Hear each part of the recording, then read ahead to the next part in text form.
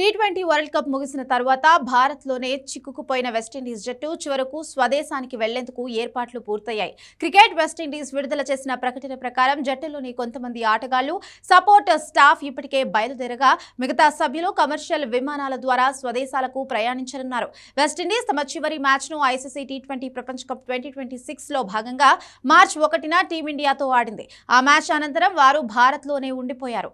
Gulf ప్రాంతాల్లో కొనసాగుతున్న ఉద్రిక్తతల కారణంగా అనేక దేశాల గగనతలాలు మూసుకుపోవడం లేదా విమాన సర్వీసులు తీవ్రంగా పరిమితం కావడం వల్ల ప్రయాణం సాధ్యం కాలేదు. అదే సమయంలో సెమీఫైనల్లో ఓడిపోయిన సౌత్ ఆఫ్రికా కూడా భారత్లోనే ఉండిపోయింది. అయితే ఇంగ్లాండ్ మాత్రం ఇప్పటికే స్వదేశానికి చేరుకుంది.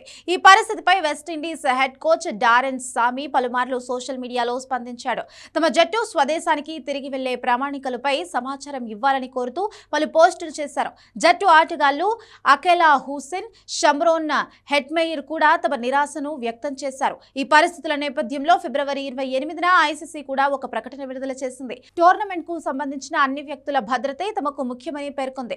మొదట వెస్టిండీస్, దక్షిణాఫ్రికా జట్లను స్వదేశాలకి తీసుకువెళ్లేందుకు ప్రత్యేక చార్టర్ విమానం ఏర్పాటు చేయాలని భావించారు. అయితే ప్రపంచ పరిస్థితులు, విమాన నియంత్రణ నిబంధనల కారణంగా ఆ ఏర్పాట్లు పలుమార్లు ఆలస్యమయ్యాయి. ఈ నేపథ్యంలోనే చివరకు కమర్షియల్ విమానాల ద్వారా ఆటగాళ్లను పంపే నిర్ణయం తీసుకున్నట్లు క్రికెట్ వెస్టిండీస్ వెల్లడించింది. ఆటగాళ్లు మరియు సపోర్ట్ స్టాఫ్ భద్రతా దృష్ట్యా ఇక చార్టర్ ఏర్పాట్ల కోసం వేచి ఉండడం సమంజసం కాదని తాము ఐసీసీకి తెలిపామని, అందుకే ఐసీసీతో సమన్వయం చేస్తూ కమర్షియల్ విమానాల ద్వారా జట్టును సురక్షితంగా స్వదేశానికి పంపేందుకు చర్యలు తీసుకుంటున్నట్టు క్రికెట్ వెస్టిండీస్ పేర్కొంది.